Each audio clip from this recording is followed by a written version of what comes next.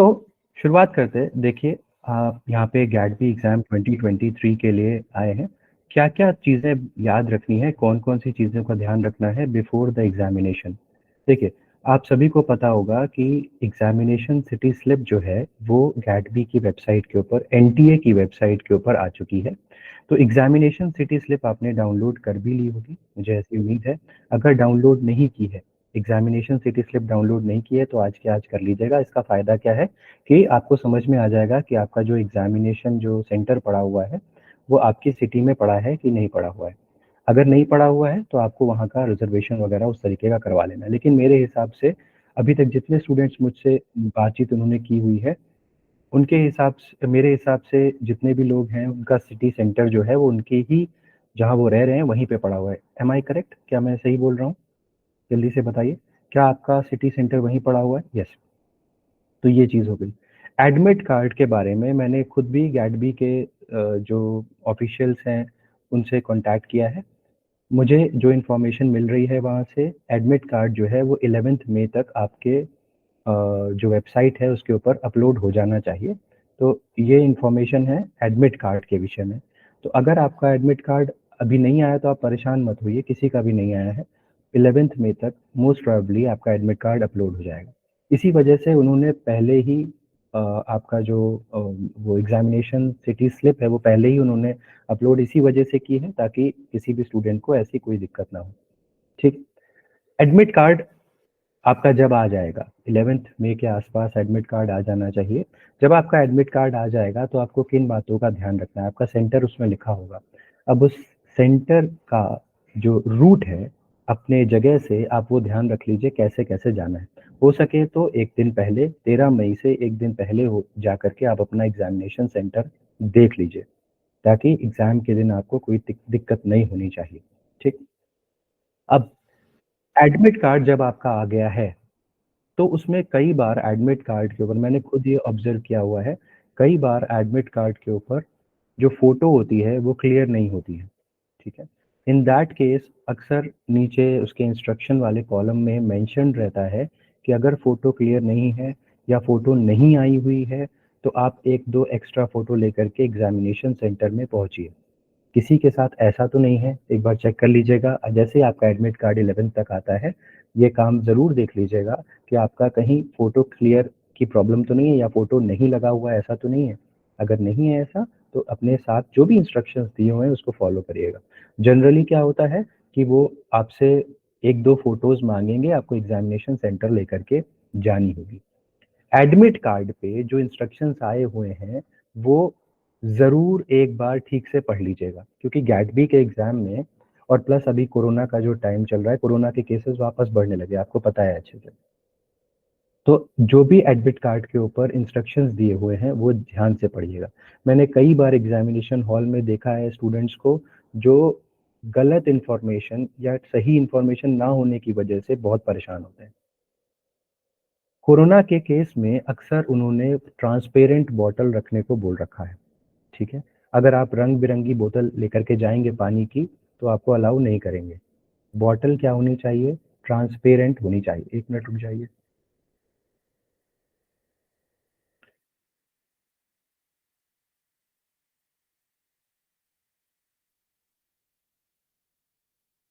बहुत सारे स्टूडेंट्स कह रहे हैं कि इनवैलिड लिंक शो हो रहा है। ऐसा कुछ है क्या?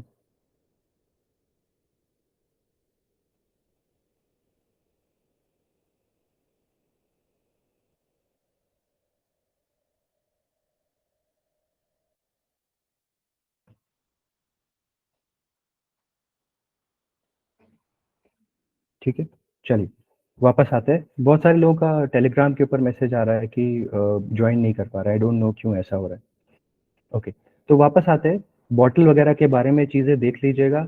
घड़ी अलाउ नहीं करते हैं ज़्यादातर केसेस में, ज़्यादातर एग्ज़ामिनेशन में। अभी पिछले बार भी यही हुआ था, गेट पीटी के एग्ज़ामिनेशन में टेलीग्राम से जॉइन नहीं हो रहा है, टेलीग्राम से जॉइन नहीं हो रहा है। अच्छा, बहुत सारे लोग तो टेलीग्राम से जॉइन करके आए हुए हैं। एनीवेज़, तो कई बार वॉचेस को अलाउ नहीं करते हैं, ठीक है? याद रखिएगा, जो डिजिटल वॉच हो, चाहे आपकी वो वाली वॉच हो, एनालॉग वॉच हो, उसको अक्सर अलाउ नहीं करते हैं। आपको याद रखना है कि अगर इस तरीके की कोई वॉच है आपके पास तो मत लेके जाइएगा। गैट बी के एग्जाम में कैलकुलेटर अलाउड नहीं होता है, मत लेकर के जाइएगा। बैग वगैरह अक्सर वो रोक लेंगे आपके गेट पे, तो बैग अगर आप लेकर के जा रहे हो तो मेक श्योर कि आपके साथ कोई बाहर हो, उसको आप अपना बैग दे सकें, क्योंकि कीमती सामान वो अंदर ले जाने नहीं देंगे आपके। और अगर आपका आधा सामान बाहर रह गया तो आपके दिमाग में परमानेंट वही चीज़ घूमती रहेगी कि मेरे साथ मेरा सामान जो है वो बाहर है। तो आप back the back of the mind आप पूरी तरीके से एग्जाम पे कंसंट्रेट नहीं कर पाएंगे। बेल्ट वगैरह, खासकर जो लोग बेल्ट यूज करते हैं, लेदर की बेल्ट यूज करते हैं, उसमें मेटल की लगी होगी। लिंक में अदरवाइज वर्ड आ रहा है, इसलिए टेलीग्राम से ज्वाइन नहीं हो रहा है। अच्छा, तो अगर अदरवाइज हटा करके आ जाओ तो फिर ज्वाइन हो जाएगा। अगर अदरवाइज हम हटा दे तो ज्वाइन हो जा रहा है, जल्दी से कंफर्म करिए। ठीक है, एनीवेज, तो बेल्ट वगैरह भी देख लीजिएगा, क्या चीज़ अलाउड है क्या चीज़ नहीं अलाउड है, वो ध्यान रखिएगा। अच्छा, क्या चीज़ अलाउड होती है जनरली, क्या क्या चीज़ें अलाउड हैं? पैसे आपको अलाउ करते हैं वो रखने के लिए, मनी अलाउड होता है, आपका पेन अलाउड होगा, आपका मास्क अलाउड होगा, आपका ट्रांसपेरेंट बॉटल अलाउड होगी। बात समझ में? क्या चीज़ें अलाउड है ये देख लीजिए। आपका मनी अलाउड है, पेन अलाउड होता है, मास्क अलाउड होगा और बॉटल ट्रांसपेरेंट अलाउड होती है। इसके अलावा और चीज़ें अलाउड नहीं होती, वो देख लीजिएगा। ठीक है, जो लोग नए ज्वाइन किए हैं उनके लिए मैं एक बार फिर से सारी चीज़ें बता देता हूँ। एग्जामिनेशन सिटी स्लिप अगर आपकी नहीं आई है तो अगर आपने डाउनलोड नहीं की है तो प्लीज़ इसको डाउनलोड कर लीजिए। एडमिट कार्ड मैंने पता किया है 11 मई तक आ जाने की संभावना है। एडमिट कार्ड पे आपका सेंटर लिखा होगा और सेंटर का रूट आप जा करके देख लीजिए एक बार गूगल मैप से, या कैसे भी आप जल्दी से जल्दी वहाँ कैसे पहुँच सकते हैं, क्योंकि एग्जामिनेशन सेंटर पे आपको टाइमली पहुँच जाना चाहिए। एडमिट कार्ड पे कई बार फोटोज़ क्लियर नहीं आती हैं, उस केस में वो लोग इंस्ट्रक्शन में लिखते हैं कि फोटोज़ जो हैं वो अपने साथ लेकर के आइएगा, 1 या 2 फोटोज़। इन दैट केस आप अपने साथ फोटो ज़रूर लेकर के जाइएगा। इंस्ट्रक्शंस जो एडमिट कार्ड के ऊपर जो इंस्ट्रक्शंस मेंशन्ड हैं, उसको क्लियरली पढ़ लीजिएगा। कोरोना के केस में बॉटल हमेशा ट्रांसपेरेंट लेकर के जानी है। वॉचेस गैटबी के एग्जाम में अलाउड नहीं होती, घड़ी लेकर के नहीं जाना है। अगर आप ले जा रहे हैं तो एक बार चेक कर लीजिए आपके सेंटर पे अलाउड है कि नहीं, किसी ना किसी के साथ जाएंगे तो बेहतर रहेगा, ताकि जो भी वो चीज़ अंदर नहीं ले जाने दे रहे आपको, वो किसी को बाहर आप हैंड ओवर कर सके। कैलकुलेटर गैट बी के एग्जाम में अलाउड नहीं होते, नहीं लेकर के जाइएगा। बैग मत लेकर के जाइएगा, अगर ले जा रहे हैं तो किसी को बाहर हैंड ओवर कर दीजिएगा ताकि वो उसको संभाल सके। बेल्ट वगैरह लेदर के स्ट्रैप में जो मेटल होती है ना, वो अलाउड नहीं होती, मत लेकर के जाइएगा। क्या क्या चीज़ें अलाउड है? पैसे अलाउड है, पेन अलाउड रहता है, मास्क अलाउड रहता है और ट्रांसपेरेंट बोतल इन जनरल अलाउड रहती है। बाकी आप जब आपका एडमिट कार्ड आएगा तो उसमें चेक कर लीजिएगा। नेक्स्ट पे बढ़ते हैं। इतना क्लियर हो गया? पहला स्लाइड समझ में आ गया सबको? चले आगे चलते हैं। चलिए जल्दी से नेक्स्ट के ऊपर चलते हैं। ड्यूरिंग द एग्जामिनेशन, एग्जामिनेशन के दौरान क्या क्या चीज़ें ध्यान रखनी है, बहुत बहुत बहुत इंपॉर्टेंट है। अक्सर गैटबी के एग्जाम में मैंने देखा है बहुत सारे लोग कंप्लेन करते हैं इस चीज़ की। क्या कंप्लेन आएगी? क्या कंप्लेन आएगी? कंप्लेन ये आएगी कि सर, हमें जो एग्जामिनेशन हॉल में तो हम पहुंच गए, हमको कंप्यूटर अलॉट कर दिया गया, लेकिन जब हम बैठे थे तो कंप्यूटर ठीक चल रहा था, जैसे ही मैं थोड़ा सा इधर उधर खिसका, कंप्यूटर बंद हो गया। तो जैसे ही आपको कंप्यूटर अलॉट करते हैं वहाँ पे, जैसे ही आप अंदर जाओगे, आपको एक जो मैनेजर होगा वो आपसे मिलेगा, आपका एडमिट कार्ड देखेगा और उसके बेसिस पे आपको सिस्टम अलॉट करेगा। जब ऐसे ही आपको सिस्टम अलॉट हो जाए, आप सिस्टम की अच्छी तरीके से जांच पड़ताल कर लीजिए, चेक कर लीजिए सिस्टम काम कर रहा है। उस समय बैठने पे तो काम कर रहा होगा, बट नेचुरली क्योंकि उन्होंने आपको सिस्टम दिया है, लेकिन कई बार उसके सॉकेट वगैरह होते हैं जो वो बहुत लूज होते हैं। बात समझ रहे हो? उसका प्लग सॉकेट जो होगा वो बहुत लूज होगा। तुम खड़े हो गए, इधर उधर खिसके, कहीं अपनी सीट पे, कहीं हाथ ऐसे रखा, कहीं वैसे रखा, वो तुरंत सिस्टम शट डाउन हो जाएगा, बंद हो जाएगा, इलेक्ट्रिसिटी उसमें जानी बंद हो जाएगी, सिस्टम बंद हो जाएगा।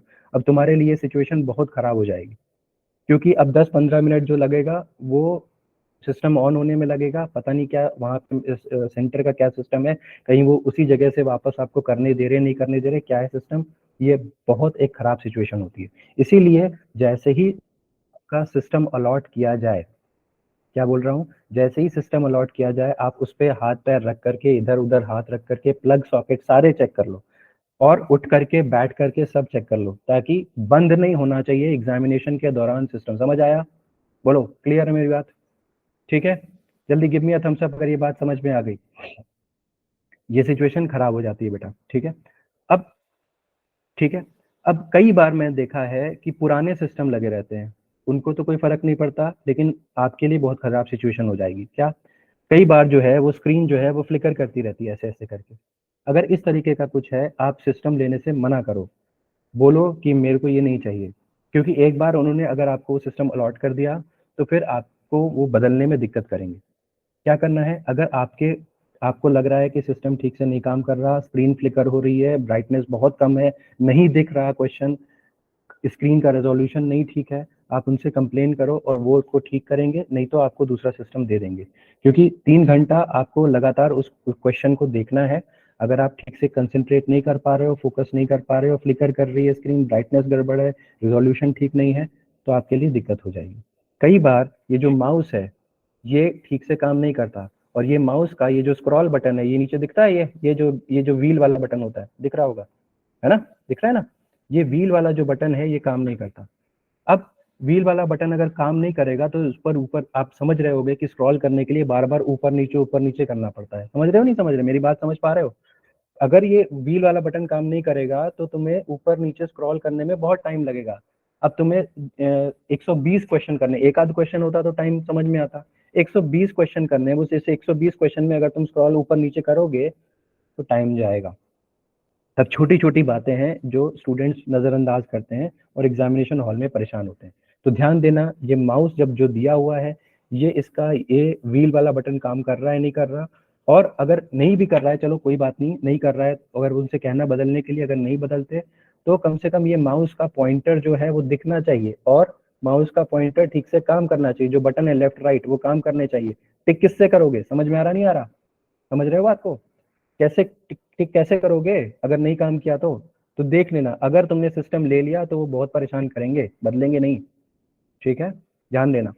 ठीक है, तो ब्राइटनेस हो गया, स्क्रीन हो गया, स्टैंड अप और सिट करके देख लेना सिस्टम बंद तो नहीं हो जा रहा है, सॉकेट प्लग सॉकेट एक चेक कर लेना कि वो ठीक से लगा है कि नहीं लगा है, और सब चीजें एक बार सिस्टम मतलब कुल मिलाकर के सिस्टम देखने के बाद उसको रिपोर्ट कर दो। अगर नहीं चल रहा है रिपोर्ट करो, उनसे बोलो। अगर चलते चलते, और बहुत बार सिचुएशन में मैंने ऐसे भी देखा है, स्टूडेंट्स आके बताते सर मेरा चल रहा था और सिस्टम बंद हो गया। जिस समय बंद हुआ है उस समय अपना टाइम नोट करो। टाइम तुम्हारे पास घड़ी नहीं होगी मैं जानता हूँ, लेकिन सेंटर के ऊपर कहीं दीवार पे घड़ी लगी होगी, वो टाइम नोट करो और उनको बोलो कि सर इस समय मेरा सिस्टम बंद हुआ था, इस समय मेरा सिस्टम बंद हुआ था, आप मेरे को इतना टाइम एक्स्ट्रा दोगे जिस टाइम मेरा शुरू होगा। जब दोबारा सिस्टम वो चलाएंगे तो जो टाइम लैग हुआ 15 मिनट 10 मिनट वो उनके हाथ में रहता है। वो अगर बोलें कि नहीं होगा तो उनसे बोलो कि सर मेरा 15 मिनट गया, आप मेरे को वापस उतना 15 मिनट दोगे। बात समझ में आई कि नहीं आई? अगर इन इन इन एनी केस तुम सब चीजें देख चुके हो फिर भी ऐसा हो गया तो उस समय की बात बता रहा हूँ। क्लियर हो गई मेरी बात? ड्यूरिंग द एग्जामिनेशन समझ में आ गया क्या करना है? ठीक है, जब जब तक उनको बोलोगे नहीं तब तक वो कुछ नहीं करेंगे, ठीक है। अब आ जाते हैं ड्यूरिंग द एग्जामिनेशन, मतलब एग्जामिनेशन में कौन कौन सी चीजें तुम्हें ध्यान रखनी, ठीक है। अब मुझे लगता है कि ये सभी आप में से सभी स्टूडेंट कम से कम इतनी बात तो जरूर समझते होंगे, या अगर नहीं भी पता है तो मेरी बात अब अभी ध्यान से सुनो। तुम्हारा जो गैटबी का एग्जामिनेशन है वो 2 पार्ट में होगा। 2 पार्ट में मेरा मतलब पेपर एक ही होगा, लेकिन उसके 2 पार्ट्स होंगे। जो लोग जानते हैं वो भी सुने, और जो लोग नहीं जानते वो भी सुने। एक होता है पार्ट ए और दूसरा होगा पार्ट बी, ठीक है। पार्ट ए में टोटल सवाल, टोटल क्वेश्चंस, ध्यान से सुनो क्या बोल रहा हूँ, टोटल क्वेश्चंस कितने हैं? 60 क्वेश्चंस आते हैं। पार्ट ए में कितने क्वेश्चंस आएंगे? 60 क्वेश्चंस आएंगे। तुम्हें अटेम्प्ट कितने करने हैं? कान खोल के सुनना, अटेम्प्ट कितने करने हैं? 60 के 60 अटेम्प्ट कर सकते हो। करना है कि नहीं करना है ये तुम्हारे ऊपर है, ठीक है।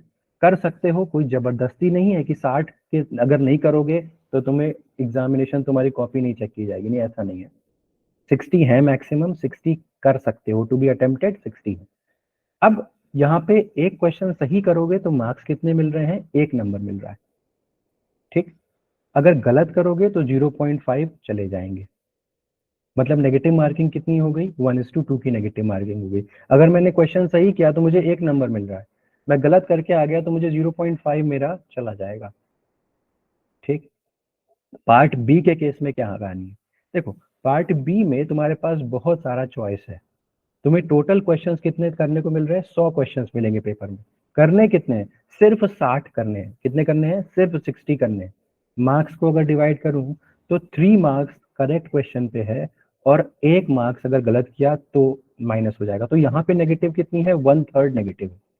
नेगेटिव कितनी बेटा? 1/3। पार्ट ए में नेगेटिव कितनी? 1/2 नेगेटिव। तो किसमें ज्यादा नेगेटिव है, जरा जल्दी से मुझे बताओ। नेगेटिव मार्किंग किसमें ज्यादा है? किसमें है ज्यादा नेगेटिव मार्किंग? पार्ट ए में ज्यादा नेगेटिव मार्किंग है।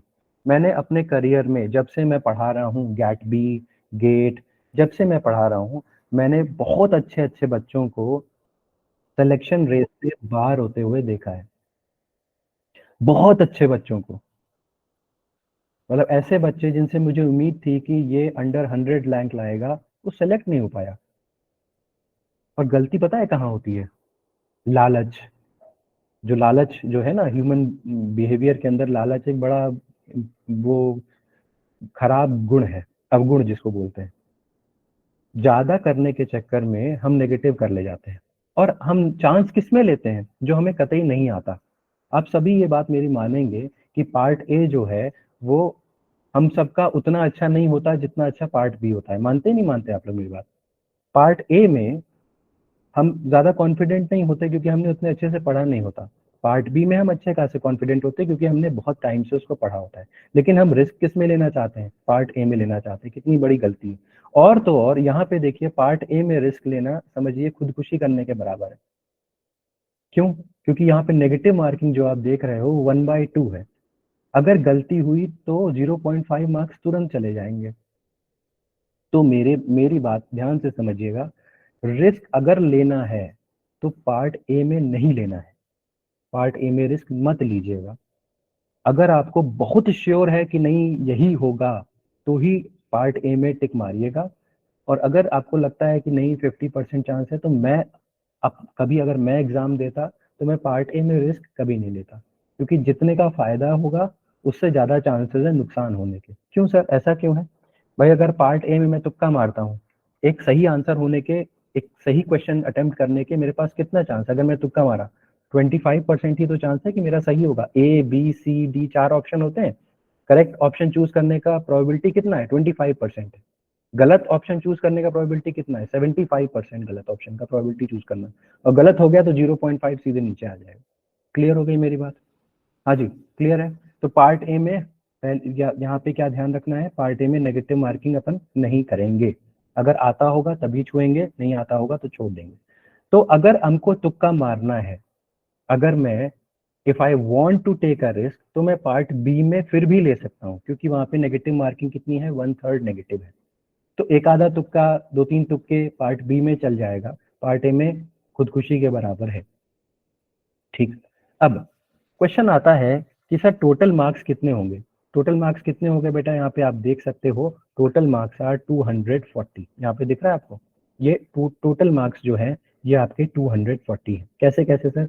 60 इंटू 1 60 हो गया, और 60 इंटू 3, ये 3 कहाँ से आया सर? ये जो आपको पार्ट बी में जो 60 क्वेश्चन अटेम्प्ट करने हैं वो 180 मार्क्स के हो जाएंगे, और टोटल मिलाकर के ये 240 मार्क्स का हो जाएगा। यहाँ पे मैंने साफ तौर पे लिख रखा है, do not take risk in part A. ठीक, यहाँ तक समझ में आ गया होगा? Give me a thumbs up अगर यहाँ तक बात समझ में आ गई, जल्दी से बताओ।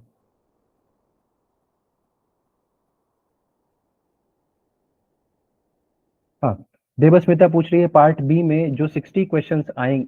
देवस्मिता क्या पूछ रही है? देवस्मिता ने पूछा है पार्ट बी में जो 60 क्वेश्चंस करने हैं, 60 ही अटेम्प्ट करने हैं? अगर 55 क्वेश्चंस आते हैं तो क्या 5 क्वेश्चंस एक्स्ट्रा करने हैं? नहीं, बिल्कुल नहीं। 60 मैक्सिमम क्वेश्चंस करने हैं। अगर आपको 60 से कम आते हैं, आप 60 से कम कर लो, कोई दिक्कत नहीं है। ठीक है, मैक्सिमम जो क्वेश्चंस अटेम्प्ट करने हैं देवस्मिता, वो 60 है। क्लियर हो गया? क्लियर हो गया?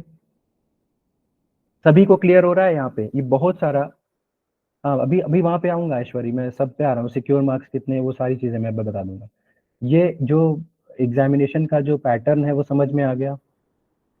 पार्ट ए में जरूरी नहीं है कि 60 के 60 करो, प्लीज 60 करना नहीं, मत करना। क्योंकि तुम बायोलॉजी के स्टूडेंट हो, तुम जीए जीएस के स्टूडेंट नहीं हो, तुमसे गलती होने की संभावना है, गलत कर दिया तो नेगेटिव मार्क चली जाएगी। ध्यान देना, जो आता है पार्ट ए में वही करेंगे हम। अपने हाथ को कंट्रोल काबू में करके रखना है, टिक मत मार देना जबरदस्ती का, ठीक है। पार्ट बी में 100 क्वेश्चन मिलेंगे। अब यहाँ पे एक और पॉइंट है, बहुत सारे स्टूडेंट सोचते हैं कि करने तो हमको 60 ही है सर, तो मेरे पास तो बहुत सारा टाइम बचेगा। लेकिन ये बहुत बड़ा मिसकंसेप्शन है। टाइम कैसे बचेगा, तुम खुद सोचो। तुम्हें 60 क्वेश्चन चूज करने हैं, कितने में से, 100 क्वेश्चन में से। अब तुम 100 के 100 क्वेश्चन को स्क्रीन करने के लिए तुम्हें पढ़ने पड़ेंगे ना सारे के सारे क्वेश्चन। उन 100 के 100 क्वेश्चन को स्क्रीन करोगे तो उन सबको पढ़ना पड़ेगा। अब जब उनको पढ़ना होगा तो 100 क्वेश्चन के लिए तुम्हें टाइम लेना पड़ेगा। तो आपको कैसे चूज करना है, मैंने यहाँ पे लिखा भी हुआ है, चूज वाइजली। यहाँ पे ये इसी वजह से लिखा हुआ है चूज वाइजली, क्यों। अब सपोज करिए कुछ एक क्वेश्चन जो है वो एनालिटिकल टेक्निक के आ गए, आपने एनालिटिकल टेक्निक पढ़ा नहीं है। अब उसमें एक पूरे पेज का वो क्वेश्चन है। अब आप उसको जबरदस्ती पढ़ने में टाइम लगा, आपको समझ में तो आ गया वो एनालिटिकल टेक्निक का है। अगर आपको पढ़ने से लग रहा है भाई मेरे से नहीं हो पाएगा, तो आप उसमें समय ना बर्बाद करें ये सोच करके कि मुझे 60 क्वेश्चन करने मेरे पास तो टाइम नहीं। भाई आपको 100 पढ़ने हैं, उसमें से 60 चूज करने।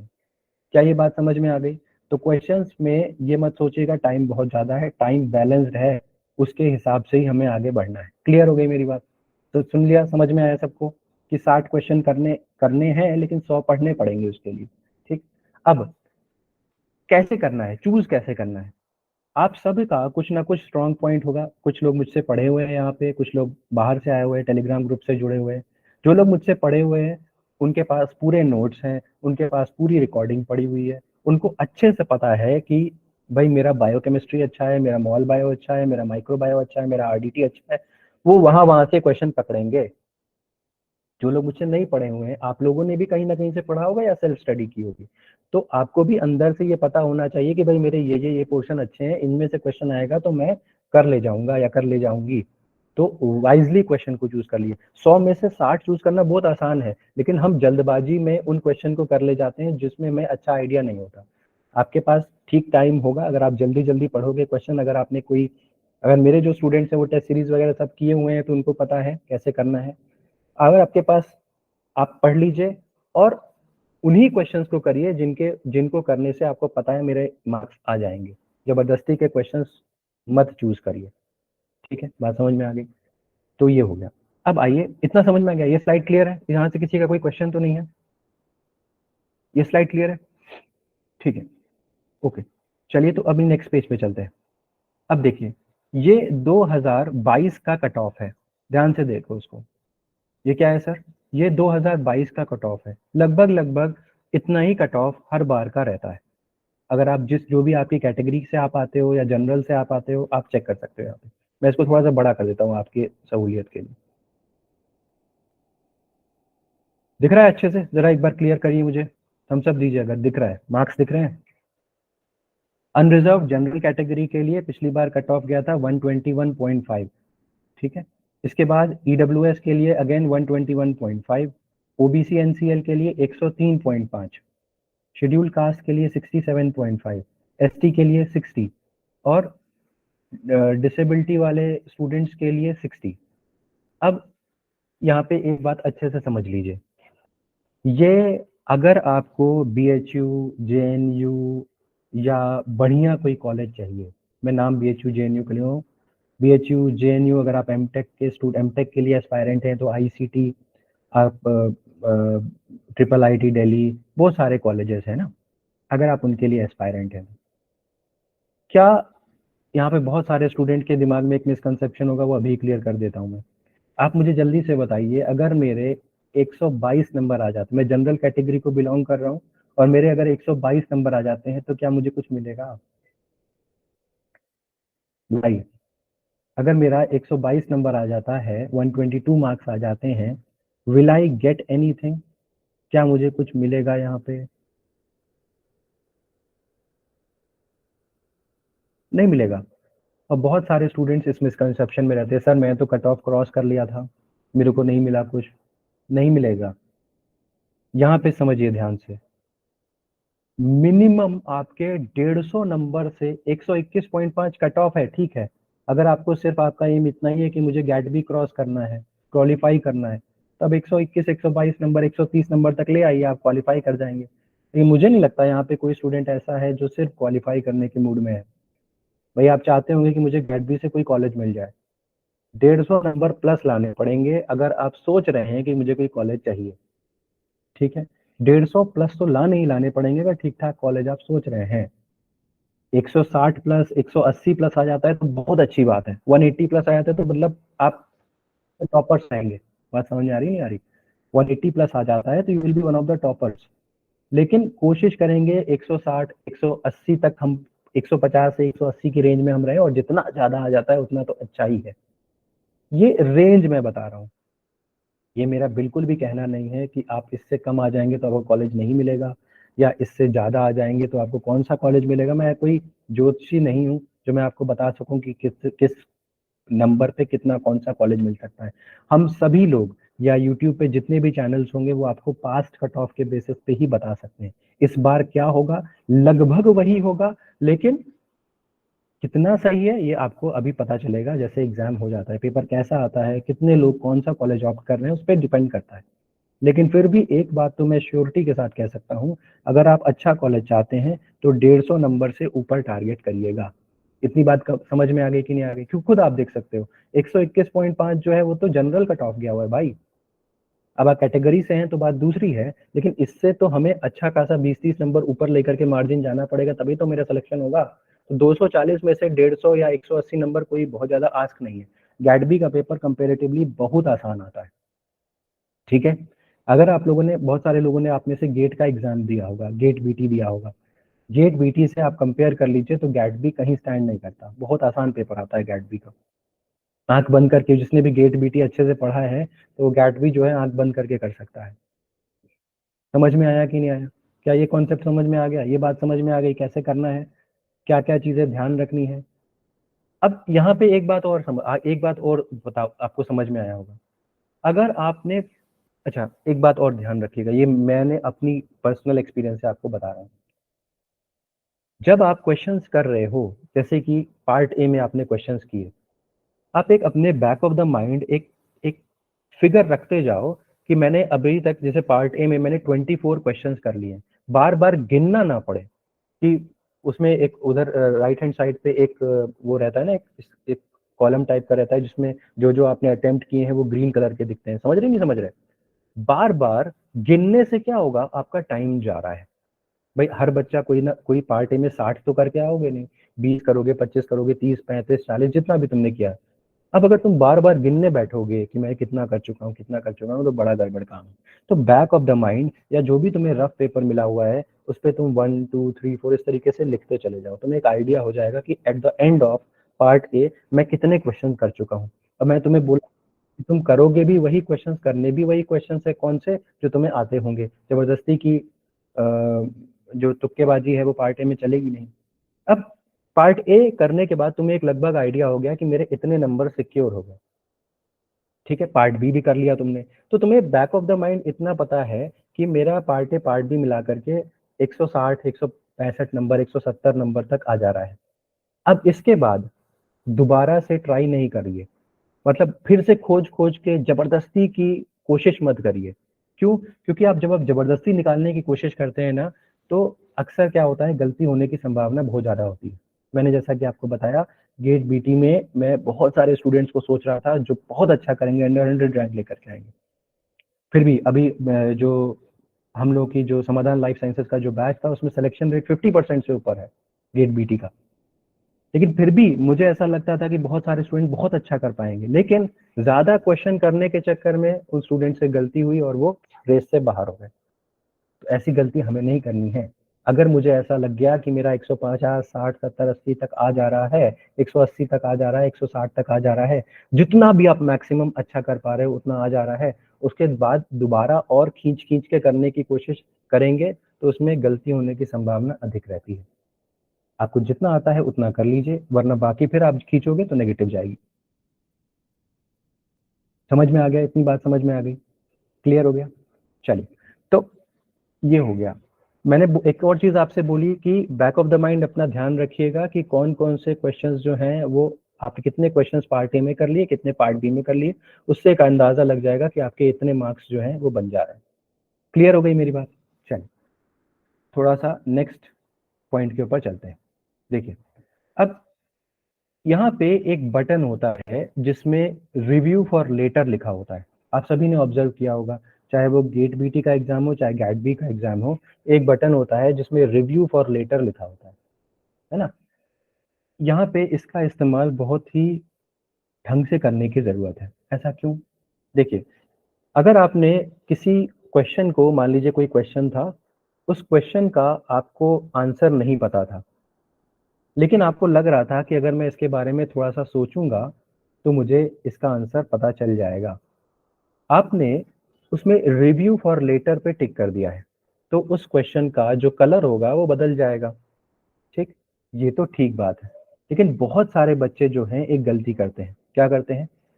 उस क्वेश्चन का ऑप्शन भी मार देंगे, उस पे ऑप्शन मार देंगे, मान लीजिए ए या बी या सी या डी, जो भी उनको उस समय लग रहा होगा वो उस ऑप्शन पे टिक कर देंगे। मान लीजिए बी ऑप्शन मुझे लग रहा है, बी मैंने टिक कर दिया और साथ में रिव्यू फॉर लेटर भी कर दिया। क्यों? क्योंकि मैं श्योर नहीं हूं, मैं उस पर थोड़ा सा और टाइम देना चाहता हूँ। ठीक, अब अगर आपने उसको दोबारा जा करके नहीं देखा उस क्वेश्चन को सबमिट करने से पहले, तो जो भी ऑप्शन आपने टिक किया होगा रिव्यू ऑफ लेटर क्लिक करने से पहले, वही ऑप्शन सबमिट हो जाएगा। समझ में आई बात मेरी? जो मैं कहना चाह रहा हूँ समझ में आया कि नहीं आया? ये बड़ा इंपॉर्टेंट बात है। अगर आप किसी क्वेश्चन को बाद में देखना चाहते हो तो उसका आंसर टिक मत करना, रिव्यू ऑफ लेटर पे टिक करके छोड़ दो, ताकि जब तुम सबमिट करने जाओ तो उसको एक बार दोबारा देख सको। अगर तुमने उसका आंसर टिक करके रिव्यू लेटर पे टिक किया, क्लिक किया, तो क्या होगा, जो तुमने आंसर उसमें टिक किया हुआ था वही सबमिट हो जाएगा।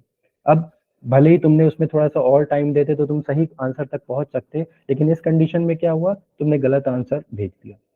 समझ में आया जो मैंने कहा? Give me a thumbs up अगर समझ में आया जो मैंने कहा।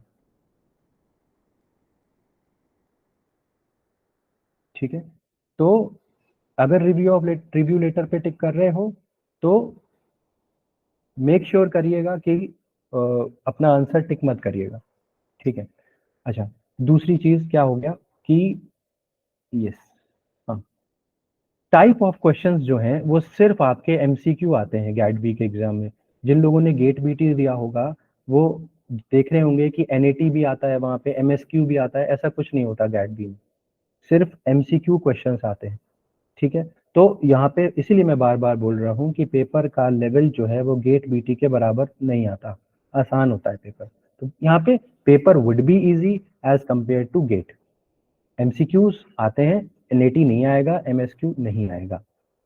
ठीक, अब आप क्या कर सकते हो अभी, अगर आपके पास अभी टाइम है, 9 तारीख है, 10, 11, 12, 3 दिन आपके पास अभी भी है।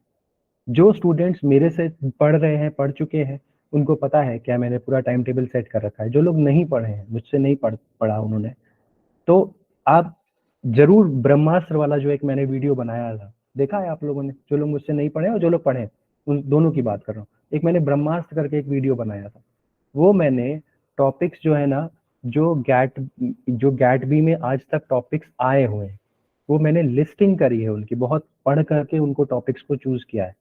वो टॉपिक्स जरूर पढ़ करके जाइएगा, क्योंकि वो हर बार हर साल में किसी ना एक दो अल्टरनेट ईयर में रेगुलर आते रहे। वो टॉपिक जरूर पढ़ करके जाइएगा, उससे आपका जरूर फायदा हो जाएगा। उसमें लिस्ट है कौन कौन से इंपॉर्टेंट टॉपिक्स हैं, वो जरूर पढ़ के जाइएगा। ब्रह्मास्त्र का वीडियो देख लीजिएगा। ठीक, ठीक है, 1 मिनट की कीमत वाली जो सीरीज है वो जरूर देख लीजिएगा।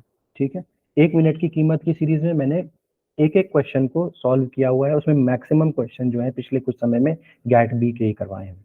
इसके अलावा गैट बी पार्ट ए को सॉर्ट आउट करने के लिए 4 लेक्चर्स मैंने डेडिकेटेड बना रखे हैं, उसको देख लीजिएगा, उससे पार्ट ए आपको समझ में आ जाएगा।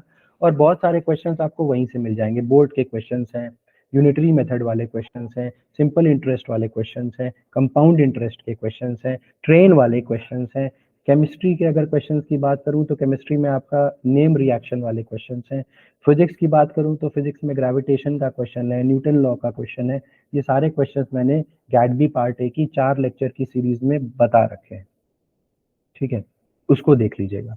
ठीक है, तो ये ब्रह्मास्त्र वाला वीडियो जरूर देख लीजिएगा, उससे निश्चित एक क्वेश्चन आएगा, निश्चित बोल रहा हूँ। ठीक है, ठीक है। तो ये कुछ पॉइंट्स थे, और इसके अलावा जो भी टॉपिक्स मैंने ब्रह्मास्त्र में बताए हैं उसके ना बहुत सारे वीडियोस आपको मेरी प्लेलिस्ट के अंदर मिल जाएंगे। अगर आपको लगता है कि मैं कहाँ से पढूं, नहीं समझ में आ रहा, टाइम कम है, कहाँ से पढूं, प्लेलिस्ट में जाइए, आपको उस तरीके के टॉपिक्स वहाँ पे मिल जाएंगे, आप डायरेक्टली वहाँ पे पढ़ सकते हो, कोई दिक्कत की बात नहीं। ठीक है, तो ये हो गई जो इम्पोर्टेंट बातें मुझे आपसे करनी थी गैट बी के एग्जाम के पहले। तो आप सभी लोगों को ऑल द बेस्ट। आप अच्छे से एग्जाम दीजिएगा, दिमाग में ये रख करके बैठिएगा कि हमें बहुत अच्छा करना है एग्जाम में। ठीक है। हाँ, एक बात बहुत बढ़िया Gauravi, thank you so much मुझे याद दिलाने के लिए, थैंक यू सो मच। बहुत सारे स्टूडेंट्स का कहना होता है कि सर मैं पहले कौन सा पार्ट करूं, और ये डिपेंड करता है हर स्टूडेंट टू स्टूडेंट, लेकिन मैं अगर खुद करने की कोशिश करूं तो मैं हमेशा पार्ट बी करूंगा, हमेशा पार्ट बी करूंगा। क्यों? अब देखिए, अगर 100 क्वेश्चन में से, क्योंकि 100 क्वेश्चन को चूज करने में मुझे थोड़ा सा समय लगेगा और वो मेरे मतलब के क्वेश्चन होंगे तो वो मैं वहां ज्यादा स्कोर कर सकता हूँ, तो 100 में से मैं 60 पहले चूज कर लूंगा, तो पहला मेरा काम क्या होगा, पार्ट बी करना। अब तुम खुद सोचो, अगर मैं पार्ट बी के अंदर 60 क्वेश्चन ढूंढ ले गया जो मुझे बिल्कुल श्योर शॉट आते हैं, तो मेरे कितने नंबर हो गए, जल्दी से बताओ। अगर मैं 60 क्वेश्चन ढूंढ ले गया तो मुझे पता है कि ये तो मेरे सही है, कहीं नहीं जा रहा, 180 नंबर तो मेरे यहीं से आ गए यार। अब तुम बताओ, अगर मैं 180 नंबर प्लस यहीं से ले आया, पार्टी में ऐसा तो नहीं है कि मैं जीरो ले आऊंगा, है ना, 15-20 नंबर तो वहां से भी मैं खींच ही लाऊंगा, तो मैं 200 नंबर तक खींच के ला रहा हूँ। मेरे को कोई रोक पाएगा क्या किसी कॉलेज में जाने से, तुम बताओ। क्या मेरे को कोई कॉलेज में, किसी कॉलेज में जाने में, गैट बी का कोई कॉलेज मुझे रोक लेगा? नहीं रोकेगा। तो इसीलिए मेरा पहला एम होना चाहिए कि मैं पार्ट बी को फोड़ दूं।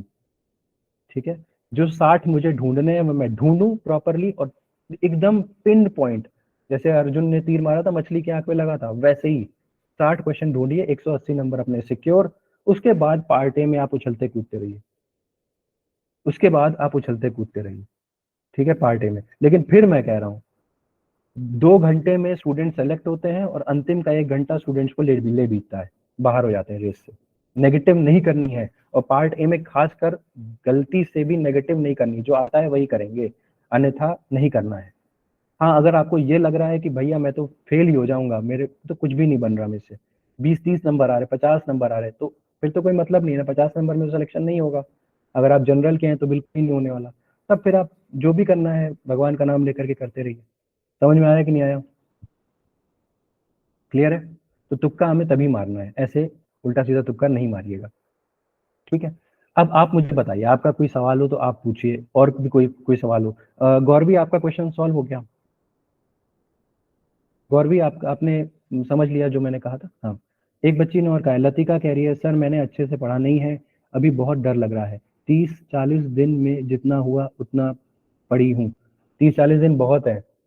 आप जो लोग मुझसे पढ़े हैं उनसे पूछिए कि 1 महीने का मैंने एक शेड्यूल बनाया था, मैं 1 महीने में उन बच्चों के साथ रहा ही नहीं, मैं बाहर बाहर था, तो उनको मैंने एक प्रॉपर शेड्यूल दिया था। पढ़े थे कि नहीं पढ़े थे तुम लोग, जो मैंने जिस शेड्यूल को बताया था, पढ़े हो उस तरीके से? तो 1 महीने, तो 61st क्वेश्चन से पार्ट बी है, ऐसा कंसिडर करेंगे करेक्ट?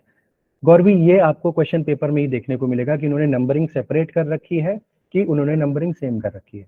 हालांकि जब भी पार्ट बी वो शुरू करेंगे उसमें पार्ट बी लिखा होगा, पार्ट ए यहाँ से यहाँ तक है, उसके नीचे पार्ट बी लिखा होगा। तो चाहे वो 61st क्वेश्चन से करें, चाहे वो 1 2 3 4 फिर से पार्ट बी से करें, लेकिन ज्यादातर केसेस में वो 1 to 60 आपको लिखा होगा पार्ट ए का, और 61st क्वेश्चन से पार्ट बी लिख शुरू हो जाएगा। समझ में आया? ठीक है, तो जनरली कंटिन्यूअस ट्रेंड होता है, लेकिन देख लीजिएगा क्वेश्चन में, बात समझ में आई? दूसरा, क्वेश्चन पेपर जैसे मिलेगा, थोड़ा सा टाइम मिलता है, उसके इंस्ट्रक्शंस पढ़ लीजिएगा। ये जनरल ट्रेंड है जो हम लोग देख रहे हैं, कहीं ऐसा नहीं हो जेई क्या IIT जेई का पेपर दिया होगा, कई बार उसके इंस्ट्रक्शंस में कुछ और लिख देते हैं वो लोग, है ना, जैसा होता नहीं है और कुछ और लिख देते हैं। तो क्या करना है, हमें इंस्ट्रक्शंस थोड़े से देख लेने एक बार कि कहीं कुछ बदलाव तो नहीं कर दिया है यार। क्लियर हुआ? ठीक है, क्लियर।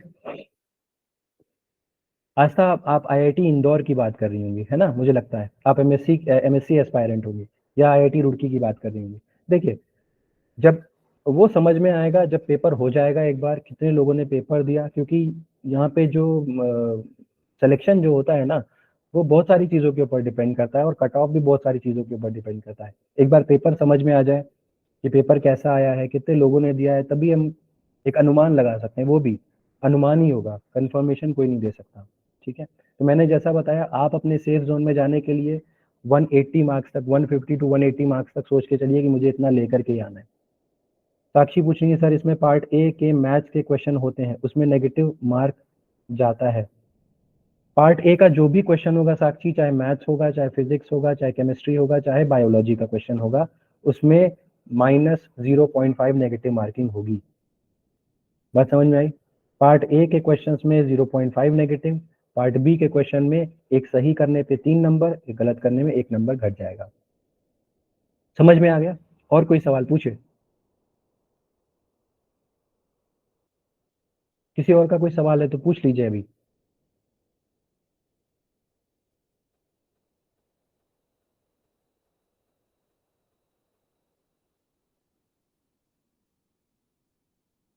ठीक है, तो आई बिलीव किसी और का कोई सवाल नहीं है।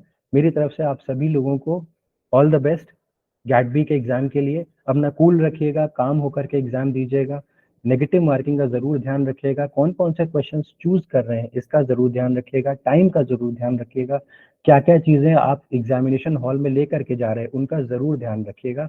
जबरदस्ती की चीजें मत लेकर के जाइएगा, अन्यथा वो आपको परेशान करेगी।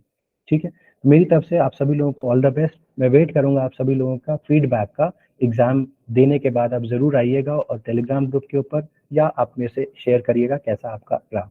तो उम्मीद है आपको ये लेक्चर पसंद आया होगा। तो thank you so much for joining in.